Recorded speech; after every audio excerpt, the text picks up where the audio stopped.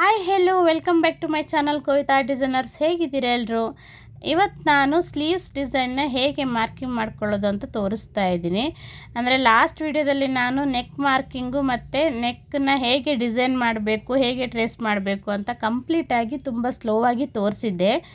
ಈಗ ಸ್ಲೀವ್ಸನ್ನು ಕೂಡ ತೋರಿಸಿ ಹೇಗೆ ಮಾಡಿದ್ದೀರಿ ಅಂತ ಕಮೆಂಟ್ ಹಾಕಿದ್ರು, ಅದಕ್ಕೋಸ್ಕರ ತೋರಿಸ್ತಾ ಇದ್ದೀನಿ.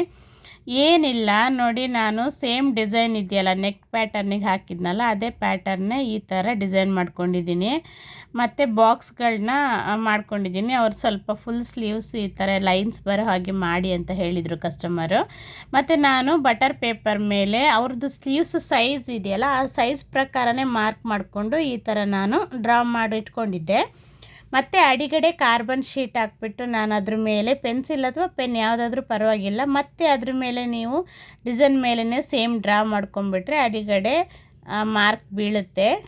ಇದು ಕಾರ್ಬನ್ ಶೀಟು ವೈಟ್ ಕಲರ್ ಅಥವಾ ಯಾವುದು ಸ್ಯಾರಿ ಯಾವ ಕಲರ್ ಇದೆ ಡಾರ್ಕು ಅದ್ರ ಮೇಲೆ ಲೈಟಾಗಿ ಬರೋ ಹಾಗೆ ನೀವು ಮಾರ್ಕ್ ಮಾಡ್ಕೊಂಬಿಡಿ. ಮತ್ತು ಬ್ಲೌಸ್ ಏನು ಗೊತ್ತಾ, ನೀವು ಸ್ಲೀವ್ಸ್ ಡಿಸೈನ್ ಮಾಡುವಾಗ ಈ ಥರ ರೌಂಡ್ ಫ್ರೇಮಿಗೆ ಹಾಕ್ತಿರಲ್ವ, ಆವಾಗ ಏನು ಮಾಡ್ತೀರಿ ಅಂದರೆ ಅದು ಕರೆಕ್ಟಾಗಿ ಕುತ್ಕೊಳ್ಳೋದಿಲ್ಲ ನೋಡಿ. ಅದು ನಿಮಗೆ ತುದಿಯಲ್ಲಿ ಡಿಸೈನ್ ಮಾಡಲಿಕ್ಕಿರುತ್ತಲ್ವ, ಆವಾಗ ಏನು ಮಾಡ್ಬೇಕಂದ್ರೆ ಯಾವುದಾದ್ರೂ ಕಾಟನ್ ಬ್ಲೌಸ್ ಪೀಸ್ ಅಥವಾ ಕಾಟನ್ ಬಟ್ಟೆಗಳಿದ್ದರೆ ಆ ತುದಿ ಇದೆಯಲ್ಲ ಎಡ್ಜಲ್ಲಿ ಅಲ್ಲಿಗೆ ಜಾಯಿಂಟ್ ಮಾಡ್ಕೊಂಬಿಡಿ. ಆಗ ಫ್ರೇಮಿಗೆ ಕರೆಕ್ಟಾಗಿ ಫಿಟ್ಟಾಗಿ ಕೂತ್ಕೊಳ್ಳುತ್ತೆ. ನಿಮಗೆ ಡಿಸೈನ್ ಮಾಡೋಕ್ಕೆ ಏನೂ ಪ್ರಾಬ್ಲಮ್ ಆಗೋಲ್ಲ. ಅಲ್ಲಿ ನಾನು ಮಾಡಿದ್ದೀನಿ ನೋಡಿ ರೆಡ್ ಕಲರ್ ಕೆಳಗಡೆ, ಆ ಥರ ಮಾರ್ಕ್ ಮಾಡ್ಕೊಳ್ಳಿ. ಓಕೆ, ಮತ್ತು ಈ ಥರ ನೀವು ಟ್ರೇಸ್ ಮಾಡ್ಕೊಳ್ಳಿ. ಟ್ರೇಸು ಸೇಮ್ ಹೇಗಿದೆ ಹಾಗೆಯೇ ನಾನು ಸ್ವಲ್ಪ ವಿಡಿಯೋ ಫಾಸ್ಟ್ ಮಾಡಿದ್ದೀನಿ. ಸೇಮ್ ಇದೇ ಥರನೇ ಅಡಿಗಡೆ ಕಾರ್ಬನ್ ಶೀಟ್ ಇರೋದ್ರಿಂದ ಕುತ್ಕೊಳ್ಳುತ್ತೆ. ಮತ್ತು ಇವ್ರದ್ದು ಬಾರ್ಡ್ರ್ ತುಂಬ ದೊಡ್ಡದಿದೆ. ಓಕೆ, ಅದಕ್ಕೋಸ್ಕರ ಅವರು ಬಾರ್ಡ್ರ್ ಕೂಡ ಬೇಕು ಅನ್ನೋದ್ರಿಂದ ನಾನು ಬಾರ್ಡ್ರ್ ಮೇಲೇ ಮಾಡ್ತಾಯಿದ್ದೀನಿ. ಕೆಲವರಿಗೆ ಫುಲ್ ಸ್ಲೀವ್ಸ್ ಡಿಸೈನೆಲ್ಲ ಕೇಳ್ತಾರೆ ಅಲ್ವಾ, ಆಗ ಬಾರ್ಡ್ರ್ ಮೇಲೆ ಮಾಡೋದ್ರಿಂದ ಅಷ್ಟೊಂದು ಹೈಲೈಟ್ ಕಾಣೋದಿಲ್ಲ.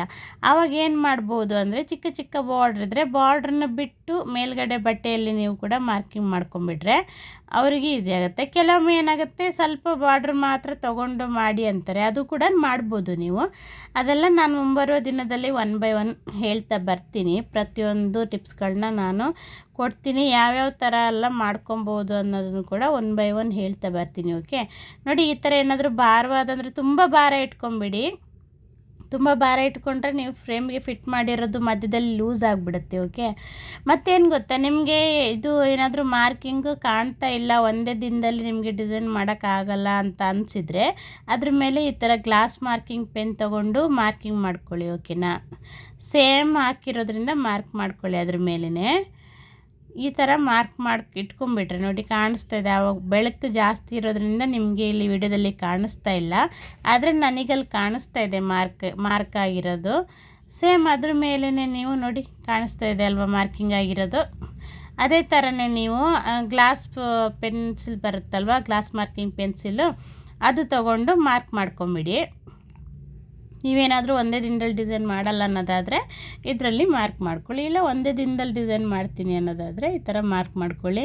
ಈ ಡಿಸೈನ್ ಇದೆಲ್ಲ ತುಂಬಾ ಸಿಂಪಲ್ಲಾಗಿ ನಾನು ಕ್ರಿಯೇಟ್ ಮಾಡ್ಕೊಳ್ತಾ ಇದ್ದೀನಿ. ಅಂದರೆ ಸ್ವಲ್ಪ ಕಡಿಮೆ ಹಣಕ್ಕೆ ಮಾಡಿಕೊಡಿ ಅಂತ ಹೇಳಿರೋದ್ರಿಂದ, ಗ್ರ್ಯಾಂಡಾಗೂ ಕಾಣಬೇಕು, ಬಡ್ಜೆಟ್ ಫ್ರೆಂಡ್ಲಿಯಾಗಿ ಇರಬೇಕು ಅನ್ನೋದ್ರಿಂದ ಸಿಂಪಲ್ಲಾಗಿ ಮಾಡ್ತಾಯಿದ್ದೀನಿ. ಈ ಸ್ಲೀವ್ಸ್ ಎಲ್ಲ ರೆಡಿಯಾಗಿ ಸ್ಟಿಚಿಂಗ್ ಎಲ್ಲ ಆದ್ರ ಮೇಲೆ ನಾನು ತೋರಿಸ್ತೀನಿ ಹೇಗೆ ಬಂದಿದೆ ಅಂತ. ಓಕೆನಾ, ನೀವು ಕೂಡ ಇದೇ ಥರನೇ ಮಾರ್ಕ್ ಮಾಡ್ಕೊಳ್ಳಿ. ನೋಡಿ ಈಗ ಕಾಣಿಸ್ತಾ ಇದೆ ಅಲ್ವಾ ಹೇಗೆ ಮಾರ್ಕ್ ಮಾಡ್ಕೊಂಡಿದ್ದೀನಿ ಅಂತ, ಇದೇ ಥರನೇ ಮಾರ್ಕ್ ಮಾಡ್ಕೊಂಬಿಡಿ. ಓಕೆ, ಮತ್ತು ಅಲ್ಲಿ ಬಾರ್ಡ್ರ್ ನೋಡಿ ನಾನು ನೆಕ್ಸ್ಟ್ ತೋರಿಸ್ತೀನಿ. ಅಲ್ಲಿ ಬಾರ್ಡ್ರದ್ದು ಕೆಳಗೆ ಬಟ್ಟೆ ಜಾಯಿಂಟ್ ಮಾಡ್ಕೊಂಡಿದ್ದೀನಲ್ಲ, ಹಾಗೆ ಜಾಯಿಂಟ್ ಮಾಡ್ಕೊಳ್ಳಿ. ನಿಮಗೆ ರೌಂಡ್ ಫ್ರೇಮಿಗೆ ಫಿಟ್ಟಿಂಗ್ ಮಾಡೋಕ್ಕೆ ತುಂಬಾ ಈಸಿ ಆಗುತ್ತೆ. ನಿಮಗೆ ಸ್ಟಿಚ್ ಅಂದರೆ ಡಿಸೈನ್ ಮಾಡುವಾಗ ಕೂಡ ಯಾವುದೇ ಥರ ಪ್ರಾಬ್ಲಮ್ಸ್ ಬರೋದಿಲ್ಲ, ಮಿಡ್ಲು ಬರುತ್ತೆ ಪೋರ್ಷನ್ನು, ಆಗ ನೀವು ಆರಾಮಾಗಿ ಇದು ಮಾಡ್ಕೊಂಬಿಡ್ಬೋದು. ಓಕೆ, ಮತ್ತು ಲಾಸ್ಟ್ ನಾನು ಬ್ಲೌಸದ್ದು ಸಿಂಪಲ್ಲಾಗಿ ಗ್ರ್ಯಾಂಡಾಗಿ ಡಿಸೈನ್ನ ಸಿಂಪಲ್ಲಾಗಿ ಏನಕ್ಕೆ ಕನ್ವರ್ಟ್ ಮಾಡೋದು ಅಂತ ಕೂಡ ಎಲ್ಲ ತೋರಿಸಿದ್ದೆ ಅಲ್ವಾ. ಓಕೆ ನೋಡಿ, ನಾನು ಡಿಸೈನ್ ಮಾಡಿದ್ದೀನಿ. ಇದು ನಾನು ಫ್ಲವರ್ ಫಿಲ್ಲಿಂಗ್ ಹೇಗೆ ಮಾಡೋದು ಅಂತ ತುಂಬಾ ಡೀಟೇಲಾಗಿ ತೋರಿಸಿದ್ದೆ. ಮತ್ತು ಹೇಗೆ ಲೀಫ್ ಫಿಲ್ಲಿಂಗ್ ಮಾಡಬೇಕು ಮತ್ತು ಅದೆಲ್ಲ ಔಟ್ಲೈನು ಝರಿ ಥ್ರೆಡಲ್ಲೆಲ್ಲ ಕೊಟ್ಟಿದ್ದನ್ನೆಲ್ಲ ಡೀಟೇಲಾಗಿ ತೋರಿಸಿದ್ದೆ ನೋಡಿ.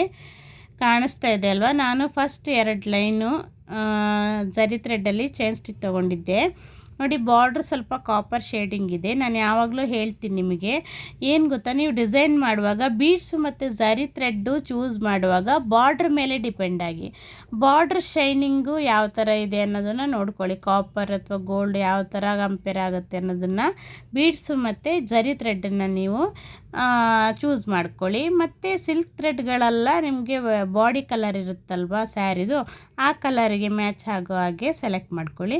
ನಾನು 2 ಎಳೆ ಝರಿ ಥ್ರೆಡ್ಡು, 2 ಎಳೆ ಬಾಡಿ ಕಾಂಟ್ರಾಸ್ಟ್ ಕಲರ್ ತೊಗೊಂಡಿದ್ದೀನಿ, ಬಾಟ್ಲ್ ಗ್ರೀನು, ಮತ್ತು 1 ಎಳೆ ಶುಗರ್ ಬೀಡು, ಇನ್ನೊಂದು ಎಳೆ ಪರ್ಲು 3 mm ಮತ್ತು ಶುಗರ್ ಬೀಡ್ ಆ್ಯಡ್ ಮಾಡಿದ್ದೀನಿ.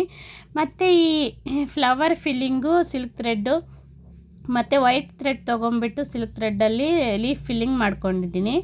ಮತ್ತು ಈ ಪರ್ಲ್ಸು ಗೋಧಿ ಬೀಡ್ಸ್ ಎಲ್ಲ ನಾನು ಫಿಲ್ ಮಾಡ್ಕೊಂಬಿಟ್ಟು ಅದರಲ್ಲೇ ಹಾಗೆ ಕೆಳವರೆಗೂ ಝರಿ ಥ್ರೆಡ್ಡಲ್ಲೇ ಚೈನ್ ಸ್ಟಿಚ್ ತೊಗೊಂಡು ಬಂದಿದ್ದೀನಿ. ಓಕೆ, ಮತ್ತು ಫ್ಲವರ್ ಮಿಡ್ಲಲ್ಲಿ ಚಕ್ರಿ ಮತ್ತು ಡೈಮಂಡ್ ಶೇಪಿದು ಸ್ಟೋನನ್ನು ಫಿಟ್ ಮಾಡಿದ್ದೀನಿ.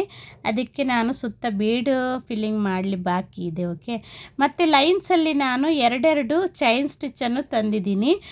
ಮಧ್ಯೆ ಒಂದೊಂದು ಶುಗರ್ ಬೀಡನ್ನು ಆ್ಯಡ್ ಮಾಡ್ಕೊಂಡು ಬಂದಿದ್ದೀನಿ.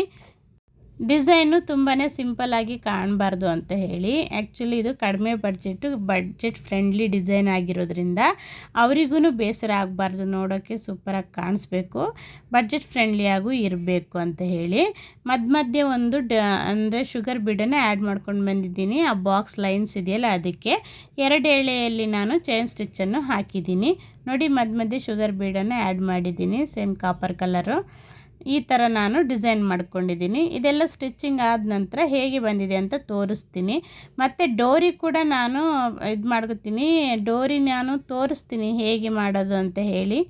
ಓಕೆ, ಇದೆಲ್ಲ ನಾನು ಬೇಸಿಕ್ಕಾಗಿ ಕಲಿಯೋರಿಗೋಸ್ಕರ, ನಾನು ಬೇಸಿಕ್ಕಲ್ಲಿ ಅಂದರೆ ಸ್ಟಾರ್ಟಿಂಗಲ್ಲಿ ಕಲಿತಾ ಇರೋರಿಗೋಸ್ಕರ ಮಾಡಿದ್ದೀನಿ. ಅವರಿಗೂ ಗೊತ್ತಾಗಬೇಕಲ್ಲ ಬೇಸಿಕ್ ಲೆವೆಲಿಂದ. ನೋಡಿ, ನಾನು ಈ ಥರ ಬಟ್ಟೆ ಜಾಯಿಂಟ್ ಮಾಡಿದ್ದೀನಲ್ವ, ನಾನು ಸ್ವಲ್ಪ ಸ್ಟಿಚ್ಚನ್ನು ದೊಡ್ಡದಾಗಿ ಇಟ್ಕೊಂಡು ಬಿಚ್ಚಬೇಕಲ್ವ ಅದನ್ನು, ಆ ಥರ ಜಾಯಿಂಟ್ ಮಾಡ್ಕೊಂಡಿದ್ದೀನಿ.